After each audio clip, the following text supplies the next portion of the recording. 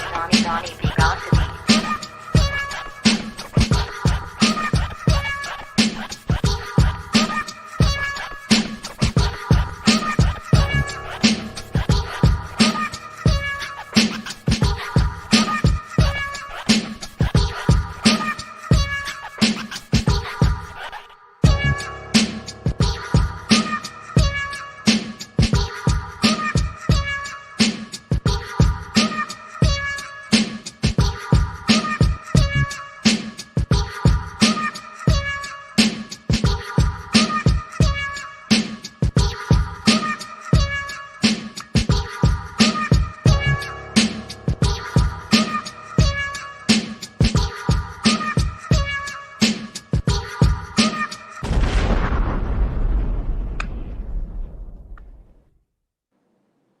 Good Sunday, everybody. It's Donnie B got the beats. We live on the beat. You know that I am sincerely elated. Like I said, this is season 5, man. And who would have knew what I got this far?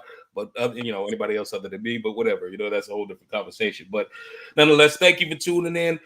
We got a dope guest today. We're gonna bring him in shortly. But like I said, make sure you like and subscribe to the beat on all social media platforms and so forth and so on, so we can keep this train rolling, man. But let's get to today's guest. You know what the time it is. It's time for that glorious intro, y'all. Here we go.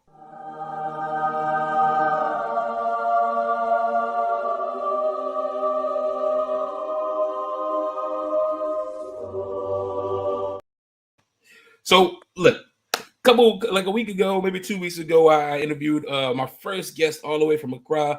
And it was a really, really interesting conversation. This brother was very, very knowledgeable of filmmaking and all forms of entertainment, and definitely was a person that's paving a really, really good way for people to come up out of Ghana. And he put me on to this gentleman that we have this here to my left or to my right, depending. And definitely was very impressed by his story. And that's something I like to bring people on that have a lot of depth. And the more I talk to this brother, the more I read about this brother, the more I learn about this brother. I mean, he just falling over with, full of just creativity, positivity, and the whole nine. But you guys are gonna feel that. But let's just get to it. By the way, listen, he has so many prefixes and suffixes, but we'll go with this: college professor, CEO of Total Body Fitness Training and Flyway Promotions, actor, model, motivational speaker, and author, Hasaan Rasheed. What's going on with you, brother? Hey, I'm good. Living blessed, healthy, highly favored. I can't complain. That's what it is. Wait a minute, where you at? Where you chiming in from? I'm actually I'm currently in Little Rock, Arkansas today. Who knows by tomorrow? Okay. Arkansas in the building. That's what's good. Okay. We got a Famo in the building all the way from Germany. What's good? Shout out to Famo, man. What's good? Hey, that's my guy right there. All right. So, try to keep this thing moving because I definitely want to respect your time and your energy. So we just want to get straight to this. For those that don't know, who is Hasaan Rasheed? Could you let everybody know?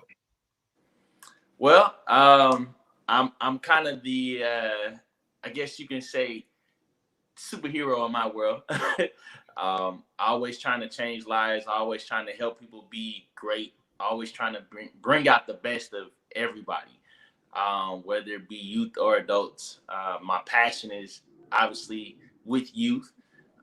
It's kind of one of my mottos that I've gone with since touring, was letting your inner hero shine, and that's pretty much bringing out the best of people and showing them that, you have power within yourself that you can bring out to the world in its rawest form and just kind of allow it to express and be who you are and whatever that looks like in any shape, form, or fashion, So just inspiring people to really get to know who they are and not be afraid to express their better halves and show it to the world. Let it shine.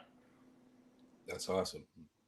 And like I said, the energy that you give off and just how you carry yourself, you can tell by how a person carries themselves when they open their mouth, right? And you just give out nothing but good vibes. And I think that's interesting. And we're going to build more on that during the course of the show. But definitely pleasure to have you on, brother. And it's great to hear. Hey, pleasure to be on. All right, next question is growing up in where did you grow up? Tell everybody what was it like? And if you experienced any hurdles, because we all go through struggles and hardships, but can you tell people what it was like for you to traverse, the lines of where you grew up and to become the success that you are today? Yeah, so I grew up in Dallas and DeSoto, Texas. So I got, I guess you could say, the best of both worlds between the suburbs and the city. Mhm. That was one thing I tell people I'm appreciative of, that my parents gave me, kind of put me through that experience coming up, being able to experience both the city and the suburbs, because they're totally different. Different mentalities, different friends, different environment. And it kind of gave me I guess you could say, a global aspect on being able to really survive in my current state of mind and physicalities. Um, a lot of coming up in Texas, period, was a different type of mentality than what it is when I travel the world and I go other places.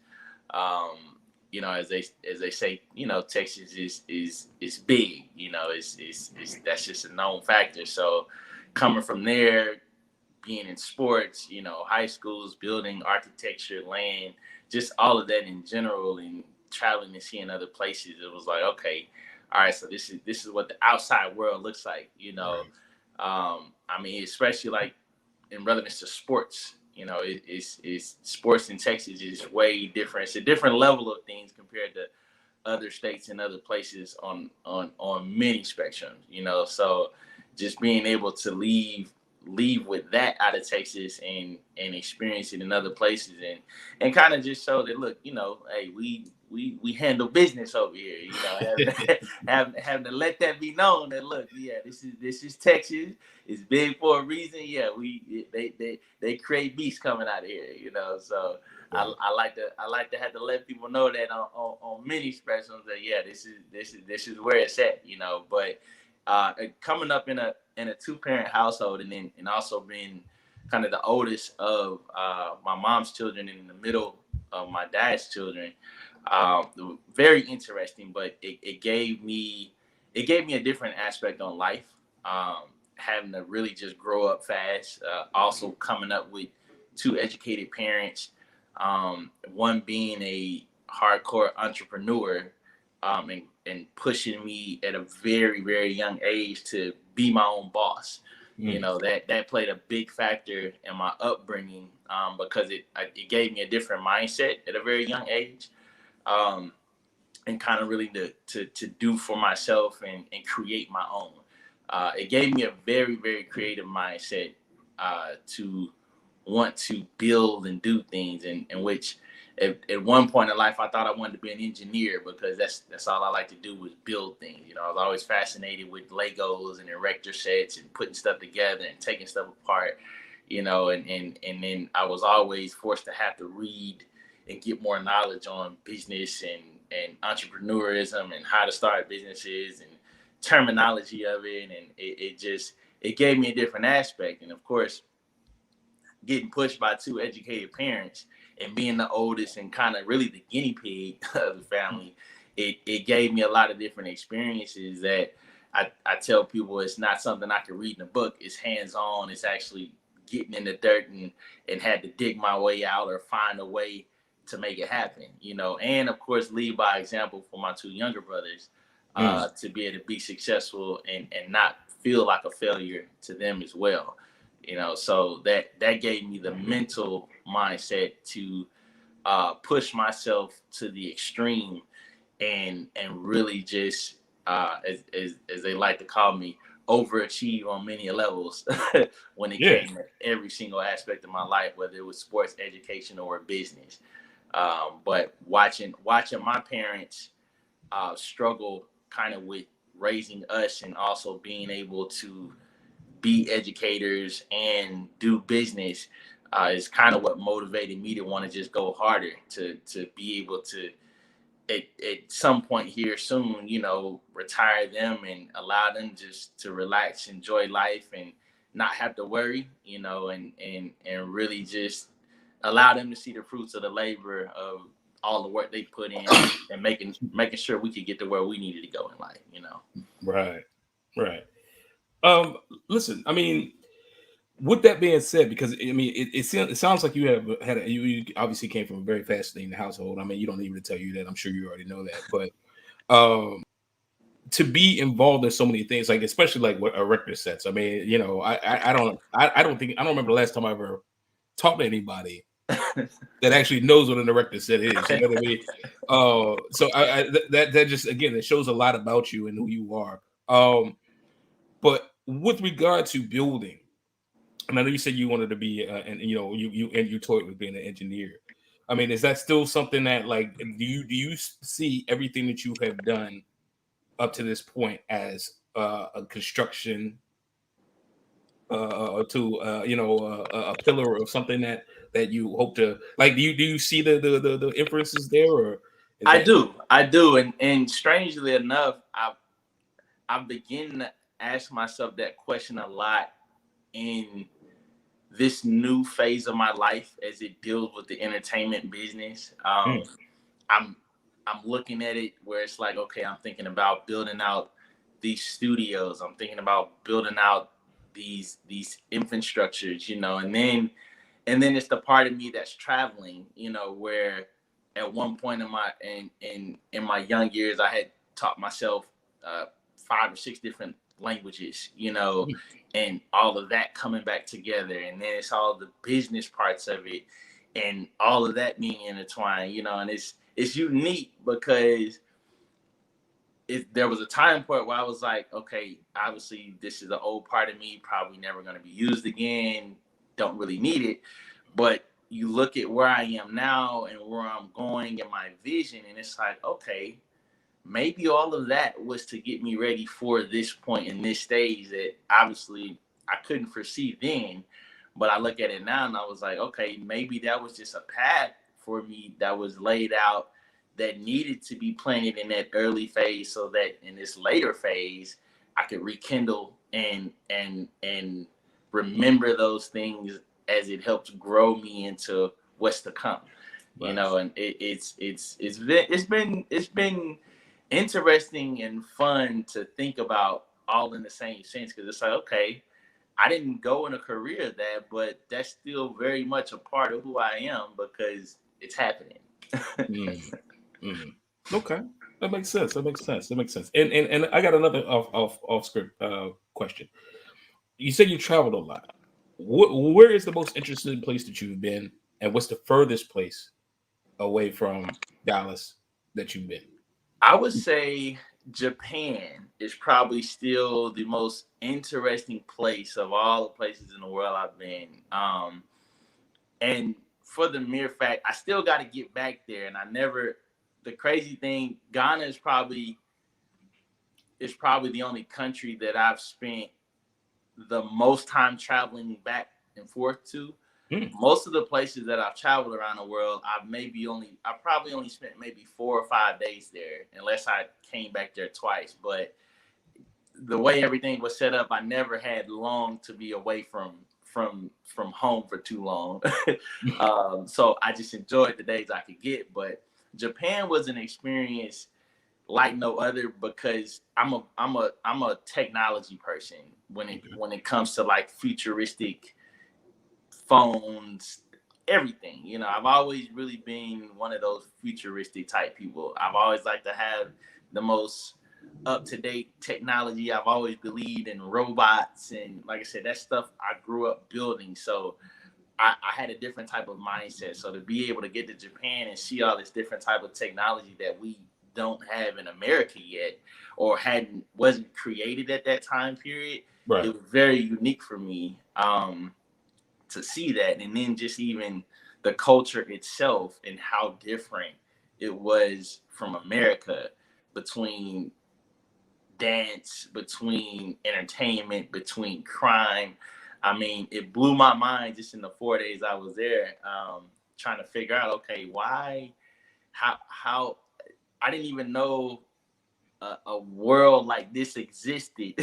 and it's been right under our nose the whole time. And I was like, okay, this is crazy. This is crazy. I was excited. I mean, running into buildings that were 30 stories high and technology on every floor that just blew your mind. I mean, I never forget, it took me hours just to get through 2 buildings out of a whole technology city they had. And I was like, who would have known stuff like this even exists? You know, but I would say that was probably my best experience and furthest place that I've been. Yeah. Awesome. I definitely want to make an adjustment really quick too, because earlier when I did the intro, I said that I had interviewed Losu, and Losu had recommended you highly, which he did, but it was actually in fact Famo that put you on my radar, and I definitely want to give Famo his credit. And he also said, because he let's bring this back. He said same here with regards to Japan, futuristic stuff. Let's go to Japan. Yeah. So, definitely. But again, shout out Fabo. Appreciate you, brother. So let's go on to the next question. Entertainment industry. How did you get started in the entertainment industry? So, crazy thing. I went to Carter High School for first of all. Technically, you can say that's where it all started. I was playing football on varsity, and that was when they made the first Friday Night Lights movie, and they had actually filmed. That was our team that they filmed that season to make that movie when we made playoffs and everything. I didn't really even realize, I guess, the extent of film and any of that kind of stuff at the time period. It really didn't even it didn't even get brought back up really until I started getting deeper into the film industry when Black Panther came. In college, I went to Morehouse, and I was a track All-American. So again, film, none of that stuff was even on the radar. I did a couple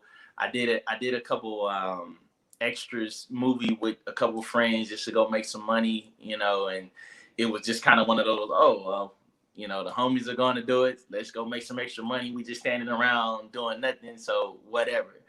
I did a stage play again with one of my other track brothers, and it was meant only for us to be on there as golden statues because they liked the physique of our bodies. And just so happened one of the guys on the cast got sick it was either the day of or the day before. And they ended up needing somebody to fill the role as a pimp. And I read the lines so good, they were like, oh, wait, maybe we need to just put you in that and let's roll. And I ended up seeing the line during the play. And that was the first time I got offered to go work for Tyler Perry Studios. And I had did that theater show with a lot of people who pursued acting, who were in the industry, who really wanted it. And for me, that was nowhere near on my radar. I thought theater was boring. I didn't really like the film industry like that. And I was like, yeah, I'm just a natural at a lot of things. I pick up on things really fast, but this is not a career move I'm looking at. So I'd rather give that to somebody who deserves that, who's been working for that, who really wants this and who's passionate about it. I'm focused on studies and track right now, so that's not even a thing. And I told myself then, I was like, yeah, I'm not really into the whole acting thing, the film thing. After doing a couple extra film, I was like, yeah, this is boring. I don't see how people even do this with their life. And then I ended up running into Tyler Perry again on the Oprah Winfrey finale show when we had to present her with an award from Morehouse, and we got to speak again, and it still was like, yeah, I'm not feeling any of this. I'm still here, and then here we are years later. I just happened to hop back in the industry, and again on another whim, I retired from teaching at the college. I actually ended up losing my oldest brother that following week, who actually got me into comic books. and superheroes, and it was Black Panther happened to be his favorite cartoon character, superhero, you know. And so it was then at that moment I was like, you know what, maybe this is a sign. You know, my line brother, who's a comic book fanatic, Jensen Thompson, he called me up and was like, hey, you know, they got auditions going on in Atlanta right now.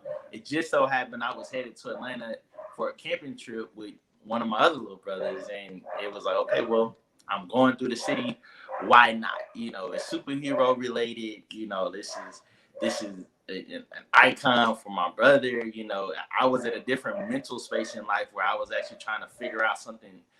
I needed a new place to kind of mentally grieve, I guess you can say, and just start something fresh that was different from what I was already doing. You know, outside of my training company and whatnot, I needed to do something different. And so this was a fresh start, and it came natural for me. You know, being in a warrior position, fitness stuff, fighting. I was like, this is right up my alley. You know, superhero. I'm like, yeah, this is what I do in my everyday life. So this shouldn't feel like anything different than what I'm already doing. And that's what really kind of got me in love with it. I went and auditioned, and you know, got a call back a couple of weeks later, and the rest was history. Ended up on set 6 or 7 months, going back and forth from Little Rock to Atlanta. You know, just getting calls off the whim, and it became so the energy of it became so great for me that I just got consumed in it. You know, meeting all the people on the cast, working with a lot of the A-list actors, learning from a lot of the people that had been there for a while, just in the acting industry. Really just absorbing the energy of the people, the moment. It inspired me to want to just fill it out and see, okay, do I really enjoy this? Like, I think this is something I like this a lot more than I remember.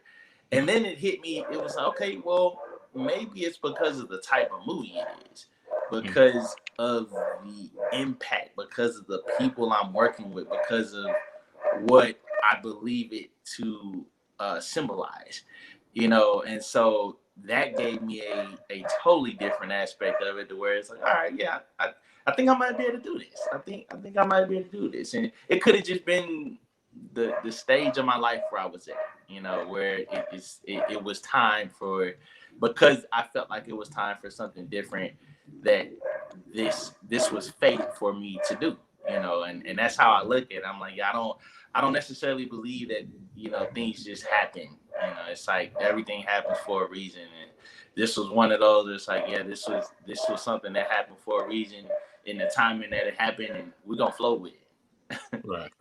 Right. You said a lot of profound things there, right? A lot of things that are really, really awesome, but they're very profound in the fact that by way of flow of life, quality of life, and the whole nine. Something that I definitely want to ask you while we're on the subject is mentioning about your time with Black Panther, obviously. And you know, again, sorry for your loss with your brother. So while we're talking about loss, how did you feel about you know, and obviously I don't want to be tone deaf, but about the loss of Chadwick Boseman on the set, and what did he mean for because you mentioned that, you know, working with the people, what everything stood, the production stood for, and everything had some sort of importance, and how did his loss strike you? I'm sorry, Donnie. I could barely hear you. Could you repeat that question? Sorry, I said let me take that back to the beginning. With regard to you mentioned a lot of profound things, and one of the things that you mentioned was working with the people on Black Panther, and what they stood for, what the production stood for, and everything associated with it, and understanding that Chadwick Boseman was a very iconic figure to that production and to what Black Panther represents. So much so that he's just as much important and relevant to the comic as the comic itself. And I wanted to ask you, with your time, considering that you mentioned that everybody had an importance and it struck you as relevant, how did his passing affect you? So the one of many, but a lot of the time I got to spend, which was probably one of the best moments for me of being on set, was actually interacting with my interaction with both Mr. Bozeman and Ms. Bassett. So it was moments like that of being able to really interact with people who are down to earth, and which I tell people a lot of the times off screen, getting to know people off screen it makes every bit of the difference in the industry, and people, and getting to know them and building relationships. A lot of the time that we spent on set during our break times, or just during cut times, or the energy I was able to get from Mr. Bozeman, the conversations we were having, I mean, they were totally different from a lot of the conversations I was having with most people, in which for me it felt more, I got a lot of enlightenment. Again, my journey here to Black Panther was much different from most people. I didn't aspire to be an actor. It wasn't something I was looking forward to. It really was something that I thought was a small thing that would have been a figment of my past. And then here I was on the biggest set for a movie that took waves internationally on a whole nother level. He was able to give me a lot of, I guess, inspiration in kind of doing things the way I was doing it in a different way, which was very non-traditional compared to all of the actors and future actors who I spoke to in the entertainment industry, which a lot, they go to school for, they study to do all of these different things. I didn't understand that world, but I knew that my grind and my commitment to learn and absorb all the things around me would outweigh anybody who's done any amounts of school who was there in my head, because I've just always been that way. It's like, if I don't know something, I'm gonna do everything that I can to learn it, and I'm gonna try to be better at it than you are, no matter how much time or experience you have on me. And so he was able to really give me a lot of confirmation on continuing that track, on, look, it's okay to be different. It's your, whatever got you here to this point, keep doing it. You obviously did something different. Your background is even different, and the funny thing about that, when people started realizing that, I was a college professor, track coach and training, doing all these other things, and it wasn't making sense to a lot of people, because they were like, well, how did you end up here? Like, how long have you been acting? And it's like, yeah, this is my first thing. Yeah, like, this is it. And it's like, wait, this is your starting point? Like, this is your first big project? And it's like, yeah, I just kind of just hopped in, And I mean, for some people that was like, oh, okay. And then some people was like, man, I don't really even like you like that, because you shouldn't be, But I tell a lot of folks, I'm like, everybody's journey is different, and I enjoy being able to just, observe him in character, and being able to just hear those words of wisdom from him on, look, it's okay to be different, and, ride that path, go with that, and build on that. Like, this is who you are. Don't change it, because a lot of me kind of, during that time period, I struggled with I was trying to really figure out my self path, and if this was something that I was doing just for the time being, if it was really helping my mental, or if it was just another project I was just throwing on there just because. You know, I was really trying to figure all those things out. And so having those conversations, it just helped give me a lot of mental clarity on, okay, you know, you are different. This is confirmation from somebody who doesn't even know you. You know, being able to shed some light on some things that are going to help you in the near future. And I didn't really understand how much of an impact that was until he left us, you know. And then it was like, okay, now I have to continue this mission, because it almost at that point felt like I was obligated to basically continue to fight the good fight, you know. Which, like I said, I've always enjoyed helping the people and helping people to see their better selves. And I felt like I saw a mirror older version of myself, you know. And also knowing that, you know, Mr. Bozeman has played so many different types of parts and characters, you know, to the point where that's how I've always viewed myself. I've never felt like I was just this one-sided person. I've never felt like, oh, I can only do one thing.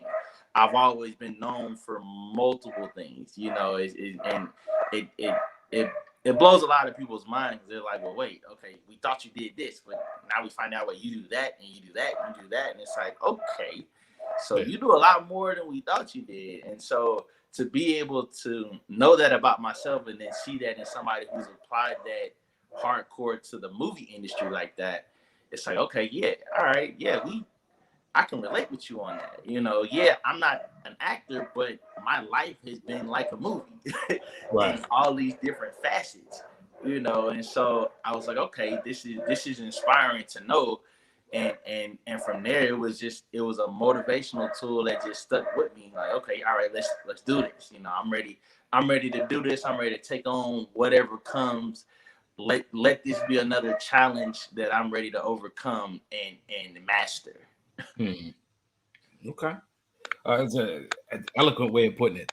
And I no doubts there that, you know, he resonated with you. And again, like I told you, to me, I've never had the luxury of meeting him. Obviously, you know, it's obviously unfortunate for me, because I enjoy individuals that have that kind of energy. But like you said, I get that same kind of, at least what I received from following his career. I received the same energy from you and how you carry yourself and how you talk and your story.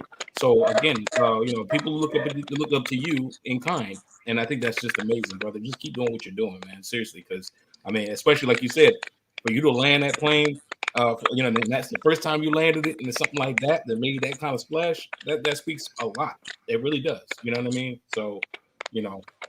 That's awesome, man. Awesome. I want to ask another question too. You covered a lot of ground actually that we're gonna talk about in segments and so forth and so on. So I want to go to who and or what were your inspirations? Who inspired you and what inspired you? Obviously, I know you said I'm sure your family has something that, you know, had a lot to do with it. Your older brother, like you said, your mom, your parents. But who, you know, from you, who and or what were your inspiration? So I've been really motivated by my parents. You know, it watching them has played a big part in how I've moved in life. Like I said, we weren't necessarily to the outside, you know. It always, as I tell people, perception, you know, everything always looks perfect from the outside, but it's not necessarily perfect on the inside, you know. And it's watching my parents work as hard as they did and raising me and my younger brothers and still trying to keep it all together and be great and show us how to be great. I also remember seeing the deficiencies there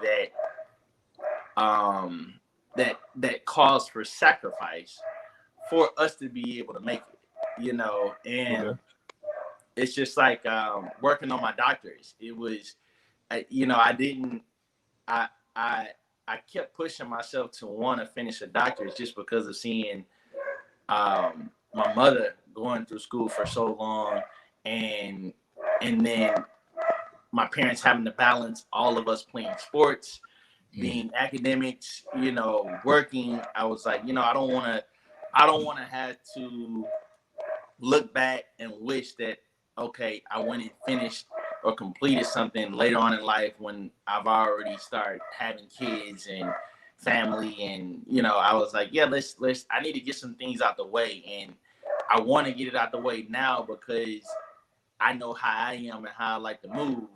And I go, I just go, and that's all I've really ever known. And so it's kind of really, it's like that fear of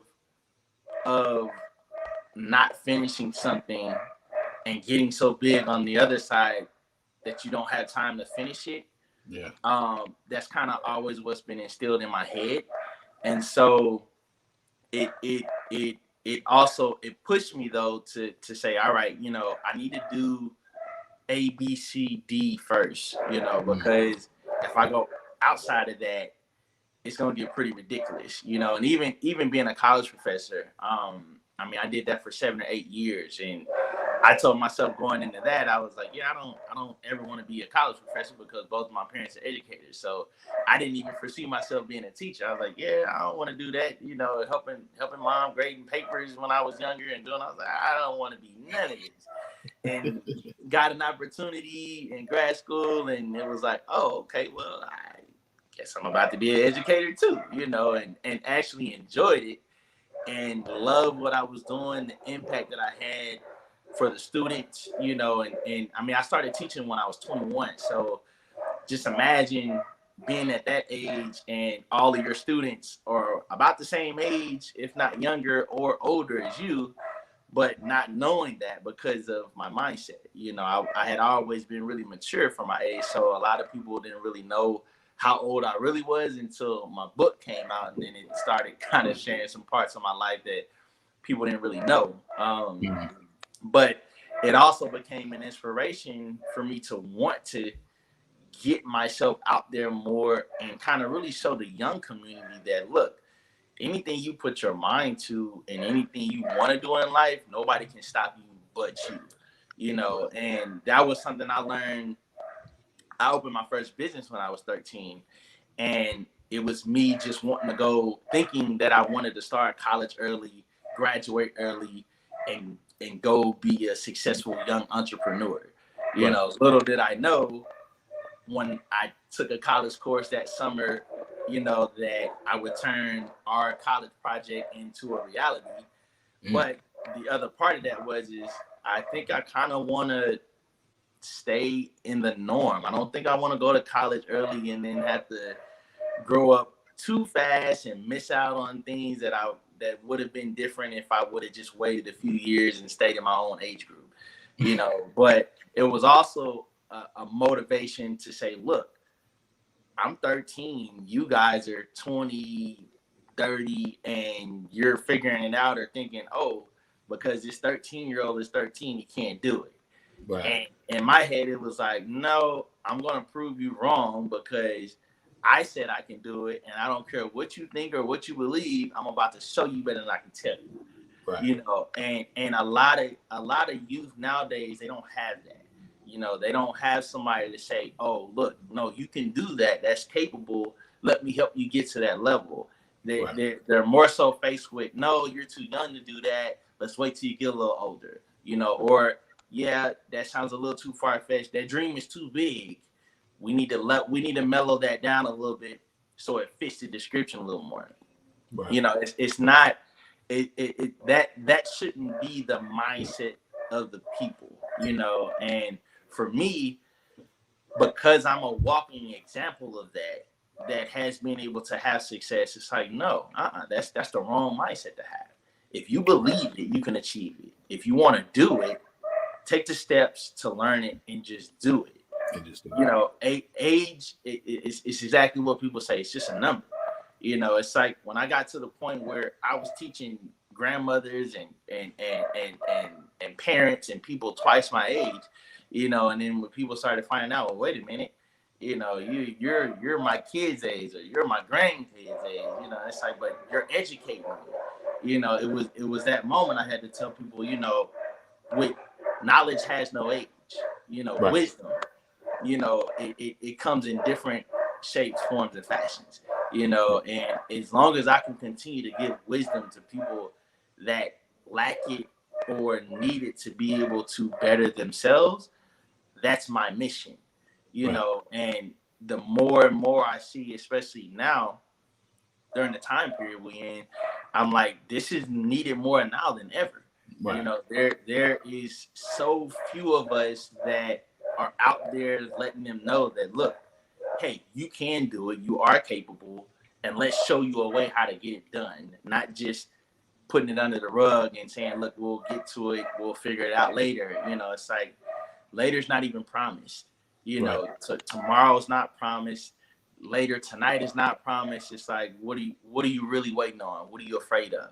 You know, and you have to be able to kind of, you know, it's just like I tell people all the time, it's one thing to talk about it and it's one thing to do it, you know. And we can talk about all the things that are going on that are good, that are bad, but what are you going to do about it? You know, and this journey that I'm on right now is me doing, is showing, look, hey, I might didn't go to school to do that. I maybe didn't figure that out the same way you did. I maybe didn't even do it at the same time period you did. But I'm here to show you that, one, I'm not giving up on it. Two, if I catch you sleeping, I'm going to surpass you on so many levels.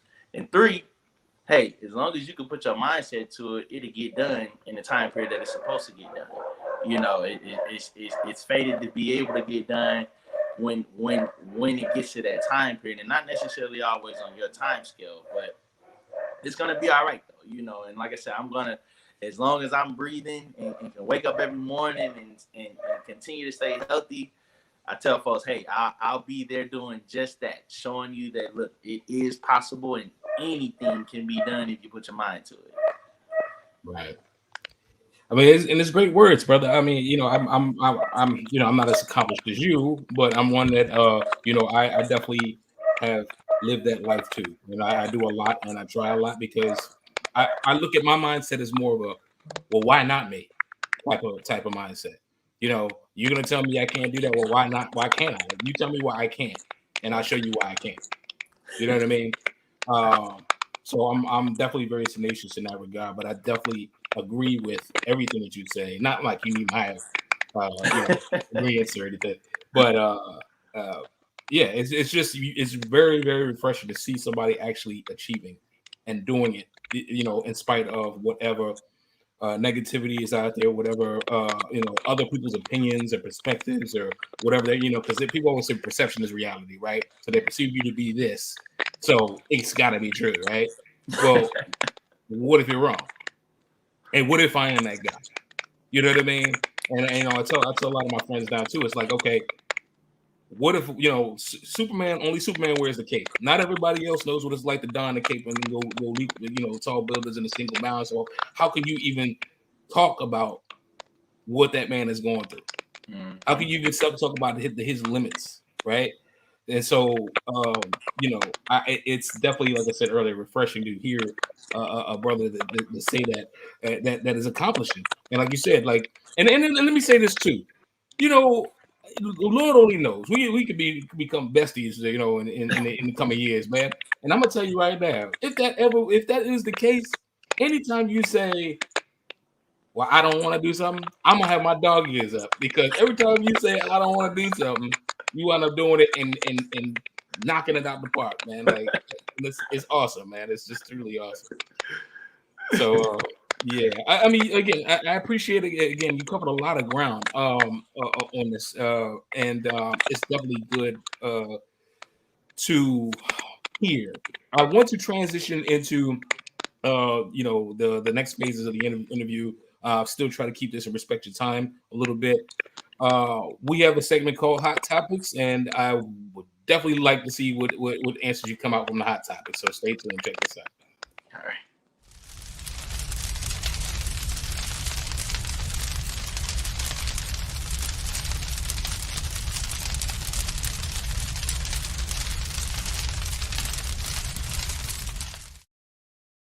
Oh, hot topics. Hot topics are a series of random questions designed for the viewers to get to know who you are through these random questions. Feel free to answer these questions as quickly as possible, and be open as possible. If you don't want to answer them, don't feel married to. Let's just have fun. Okay.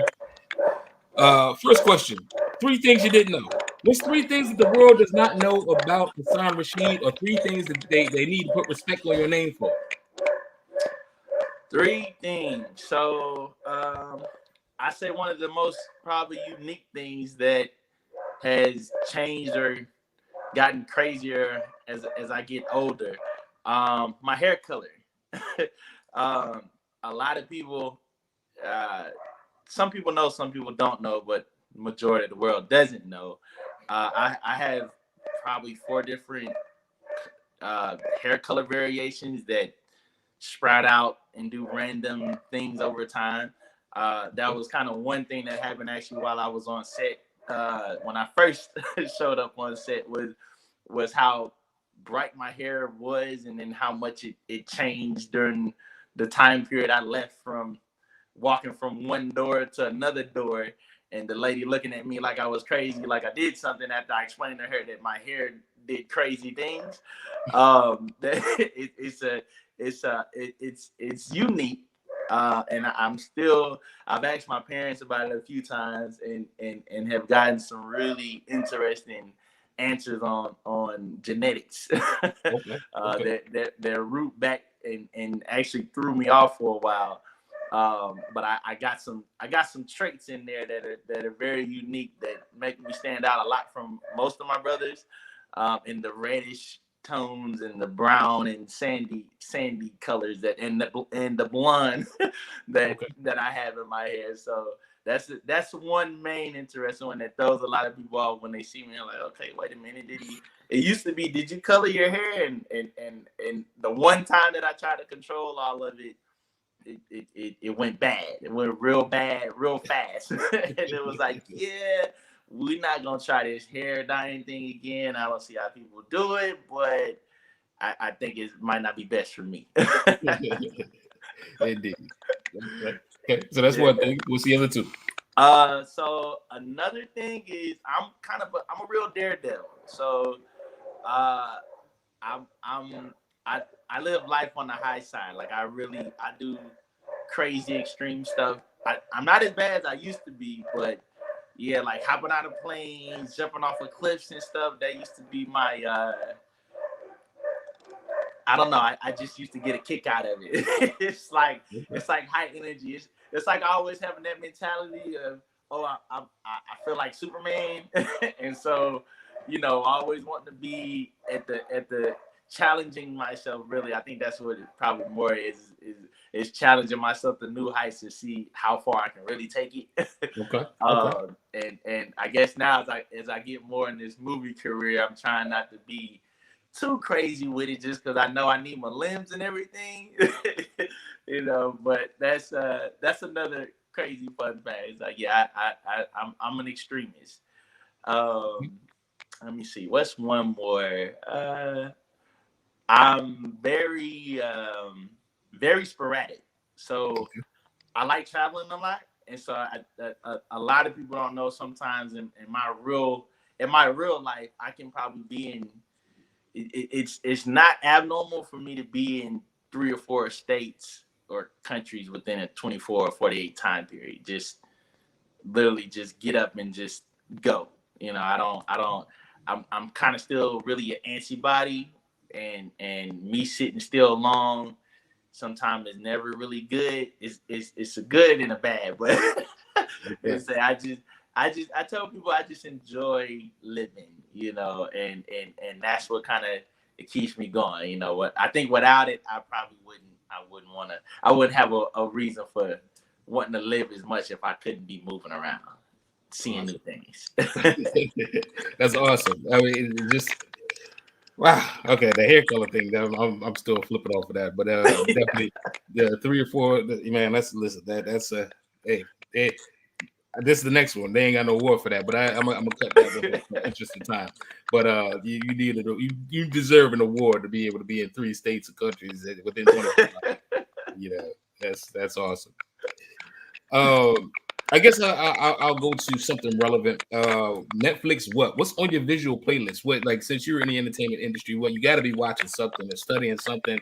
That it doesn't have to be on Netflix. It could be Hulu. It could be Disney Plus. It could be a movie. It could be a miniseries. It could be a documentary. Just what do you what do you got your eyes on? So crazy enough, I haven't since I started actually getting in the film industry. Mhm. I've had less and less time to even see anything going on in the film industry. It's like the only time I really get on it is probably when I'm literally on the planes and watching it on the TV or something that I've downloaded. Obviously, because of where I started in the Marvel industry, that's kind of something I've always been into superheroes and comics anyway, but now that there's more TV shows and all that kind of stuff, that's really what I'm more so into, that intrigues me and keeps me going, is watching a lot of the updated stuff that they're doing with Marvel in regards to the superhero universe, and really kind of looking at that and seeing, okay, how I myself can either be involved or again create. So it's a lot revolving around that. And now that I'm on the side of being an executive producer for a project, which came out of nowhere as well, it's intrigued me more to figure out that creation side, just because it's like, okay, well, I have the knowledge, I have the ideas, and with the power to go with it, anything is possible, And so it's boiling this nice little bowl of things that really it puts it to a point where who knows where it can be, with so many different platforms out now, and because of how the world is shaped with the entertainment industry, there's so many different directions you can go with it that I don't feel like any direction is a failure point. Right. Having product is better than not having product at all. For sure. Exactly. Yeah, definitely. Well, like I said, for the interest of time, I definitely had to truncate that segment much to my dismay. But no, nonetheless, I got to respect your time. Let's get on to the current event segment. Where do you see yourself in the next 5 years? The next 5 years. I used to have the answer to that question. With me being newfound in this movie industry and film industry now, that can be debatable. It's stuff. Projects have been moving so fast. Meeting people, new projects being introduced to me to be a part of. It's becoming a very, very interesting world. I've foreseen myself being really more so in the, I guess you could say, the youth ministry side of things for a while. Okay. Just because everything I do with my youth programs and my kids' nonprofit, sports, I thought that was it. I thought that was the end zone. But I'm realizing now that I have so much more to offer, and I can still utilize my passion for wanting to do that, but I can utilize that in a sense where it can still intertwine with the film industry. And so I'm looking at it now from a standpoint, in 5 years, it probably would have produced, really kind of bringing to life a lot of the things that I've already been doing, shedding light on it, and actually turning it into film-worthy, whether it be cartoons, comic books, TV shows, or even movies.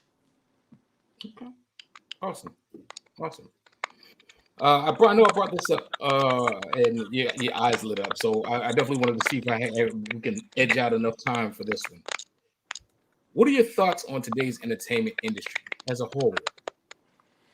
So I've been. It was the one point when COVID first happened, when it hit me that the entertainment industry is about to be so different that everybody's gonna have to change the way they do everything. Mm-hmm. I mean, I literally when COVID hit, I literally went from 6-7 months book of touring to 0, all in a matter of 2 days. Right. And when I say it blew my entire mind, I didn't know what to do. Honestly, it was like, okay, this is crazy. No tours, no motivational speaking, like no appearances, like everything is just shut down. No basketball, no dunking. It took me by so much shock that I told myself, look, when I figure this out, this is gonna be so I'm gonna call it COVID proof that nobody's gonna know what to do with it. But the industry right now is kind of, I feel like, in a sense where it would have been maybe later in the future, and is having to adjust at a faster point than what it wanted to. It's just like I said, kind of in its early stages. I feel like where we are now is where we probably would have been in, say, another 5 or 6 years, but it forced us to have to go to it now, and make us be more creative in how to go about doing it. Right. I look at the sports, and I was just having this conversation the other day, and it's like, even sports is no longer the same. It's sports almost doesn't even feel like sports anymore. It just feels like entertainment on the screen. It doesn't feel like, I mean, yeah, obviously there's still athleticism involved, but it doesn't have the same feel anymore that it's sports. It just feels like entertainment in a different form. Right. The movie industry, obviously, and this is something I called long before COVID, but I said it's going to get to a certain point where pretty much everything is going to be streamlined. You're going to be streaming it from one network or another. Pick one. Movie theaters are almost going to become obsolete, unfortunately, unless something changes dramatically. But as of right now, where we are currently, it could be a hit or miss. Even the whole aspect of box office hits.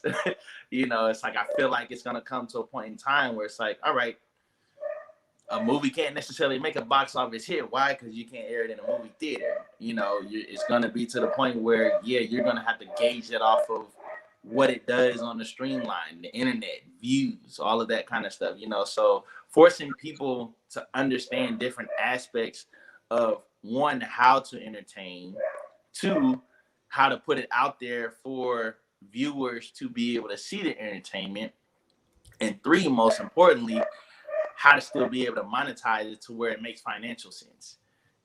I think that one by itself has probably put a lot of people in different thinking patterns, to where you have to really think about, all right, well, we're used to people being in person. We're used to people coming to movie theaters. We're used to people showing up to games, eating popcorn, concessions. It's so many different things around all parts of it that you have to analyze and look at now. You no longer have all of these employees over here, but now you got to figure out how to get this entertainment and this view out to these hundreds and thousands of viewers and people who want to see it, and make sure that however they see it, it makes sense, so that these people who are putting it out there can be paid for putting it out there. Yeah. It's so many different viewpoints of how to look at it now, that it's really forcing society and people in the industry to have to figure it out, in different forms. And I as much as I hate what it's doing for a lot of the actors right now, I enjoy it because of what it's doing for the creative mindsets. It's giving people that time that they probably should have put aside a long time ago, include myself, to really just sit back, digest the things that you maybe wanted to create or have been thinking on or been wanting to do for a while, and now you don't have anything but time to be able to figure it out. At this point, it's like, hey, everything's shut down, so what's your excuse now? you've been trying to do it, but you've had all these blockades. Now it's a clear slate, and we just waiting on you to show and direct in the direction that you want to take whatever project that might be that you're working on. Right. I fear kind of what the next level of things is for the sports industry, just because of how things are fluctuating up and down. It's an interesting time period, you know, and just even athletes being in and out, having to go by certain guidelines, following rules that are unethical really to their self-preservation, you know, really having to cope with things that you really don't want to, and then questioning yourself on how much you want to stay involved because of what it does for your personal life.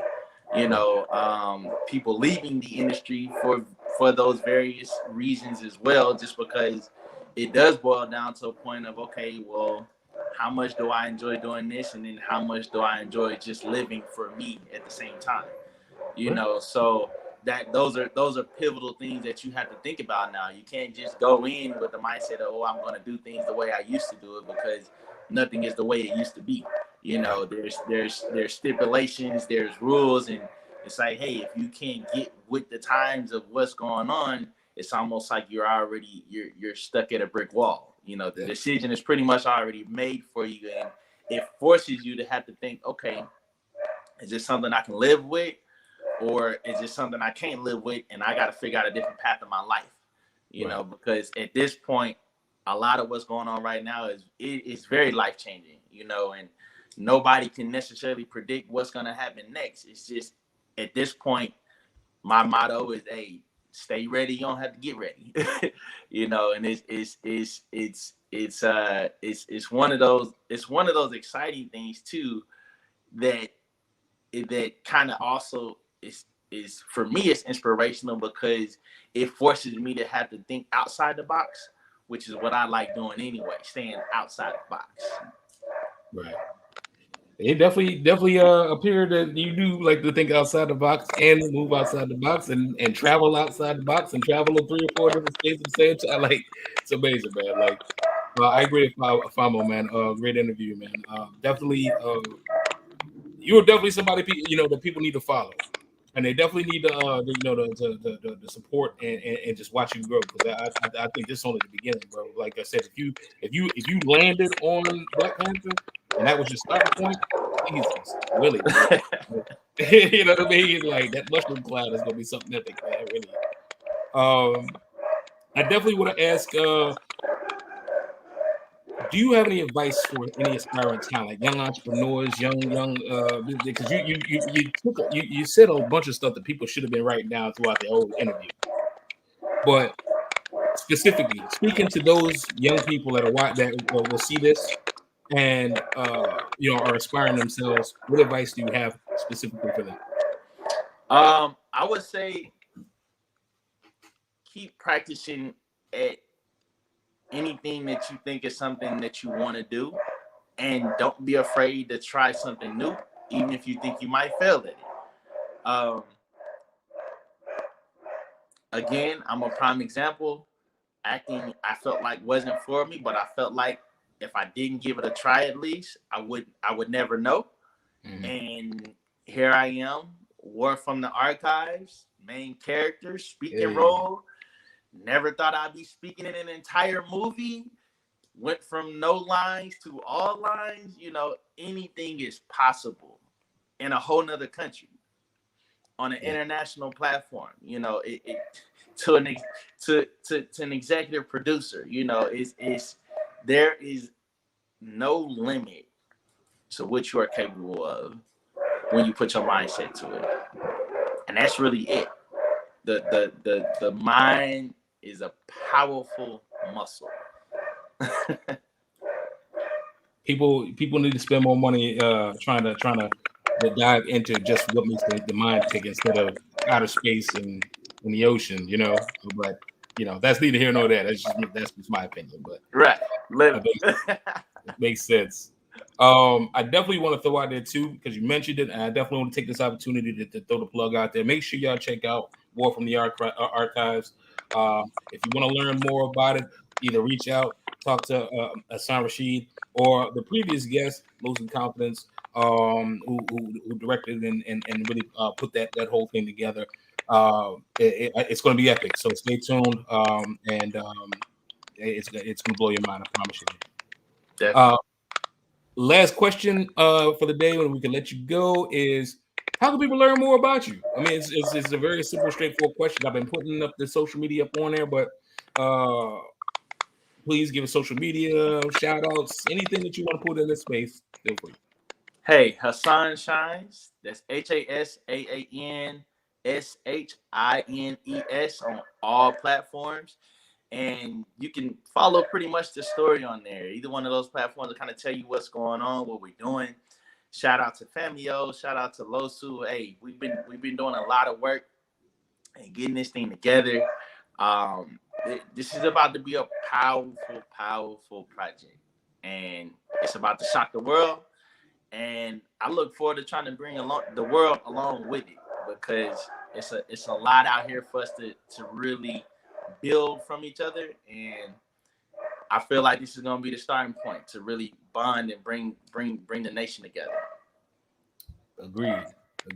And then, like I said, I'm just to even be remotely attached to it as somebody that's helping to spread the word. I'm honored and blessed. I think it's going to be a remarkable term once it's released. So kudos to you. Shout out down here to Lisa Dove Washington from Dove Style Magazine in Washington, D.C. Lisa, make sure you hit up Hasaan, man. Bring him on the show, man. Real live. And Famo too. Just the whole team, man. If you want the information, Lisa, I'll send them to you. You need to reach out to them brothers. These brothers is working, and it's on a global scale. And Famo say all the way back, guys. That guy, man, I love Famo, man. Hardest working man in the show business. So any last words, Hasaan? Because again, you said so much, and everything. This interview has been brilliant. You have put a lot of, like as I said when I first linked up with you, is that you put rubber to the road, and you put a lot of rubber to the road today, and showing people just how to grow and expand your brand into something colossal. And do you have any last words? Anything that you want to just leave people with? Biggest thing, my motto, hey, continue to let your inner hero shine. Anybody can do it. Anybody is capable. You are powerful if you think you're powerful. Never let anybody tell you you're not. Period. It drops mic. Listen, Hasaan, it's been a pleasure, man. Stay tuned for a little bit afterwards, so we can do a post game, and we will sync up and then we'll see where the story lies after this, man. But it definitely is a pleasure having you on the show, man, and I look forward to every single thing that you do going forward. And that's 1,000% the honest truth. So pleasure, brother. Appreciate you having me. All right. Like I said, like and subscribe Hasaan Rasheed on all social media platforms. Make sure you support this brother, man. Everything he got going on, you see, especially if he say he don't like something. If he say he don't like something, I'm telling you right now, it's golden. So if you can put your money on that. But like and subscribe to this to Hasaan Rasheed on social media. Follow him. Like and subscribe. Donnie B got the beats. And the beat. We live, man. We getting a lot of talent up on here, man. And it's I'm just truly blessed and humbled to share a conversation and energy with people like Hasaan Rasheed. Shoot, you name it, I pretty much had a board. So and we look to have so many more. So that's that. He's not there on the 29th of this month. Is there something I should know about on the 29th of the month? Oh, yes. For the release. January 29th, we got our first red carpet premiere for the movie. It'll be in Bentonville, Arkansas, at the Media Guitar Gallery. It's gonna be an experience, and when I say an experience, it's gonna be like a red carpet event that you've never been to. You're gonna have the whole movie experience. We're gonna have exactly what Flyaway Promotions really just what we're about, which is bringing artists together, unique talent, people who haven't been exposed, and putting them on that platform. You're gonna have youth dancers coming out during the experience. After the movie, we'll have comedians and R&B and music artists that are going to be performing as well. So Nice. when I say an entire experience within itself, you come to see more than just your ordinary movie. It's going to be something that we're going to leave a mark with you that you'll be able to take with you forever. That is so awesome, man. And like send me the flyer for that, man, so I can repost it, man. Just get some people in the building, man, because they need to see this and they need to experience this thing, because it's a global thing. It's a global phenomenon, as they say. So make sure you guys stay tuned for that on the 29th. Again, congratulations to you, Hasaan, Losu, Famo, everybody's attached to the War from the Archives project. I'm sure everything it's going to grow wings like Red Bull and take off. You know what I mean? So yeah, that's take that. off. Like I said, man, at the end of the day, I'm Donnie B, got the beats. We live on the beat, and I just want to thank everybody for tuning in and making us 5 seasons strong, and we marching on into season 5 heavy. We out. Peace. Donnie B, GotDaBeats.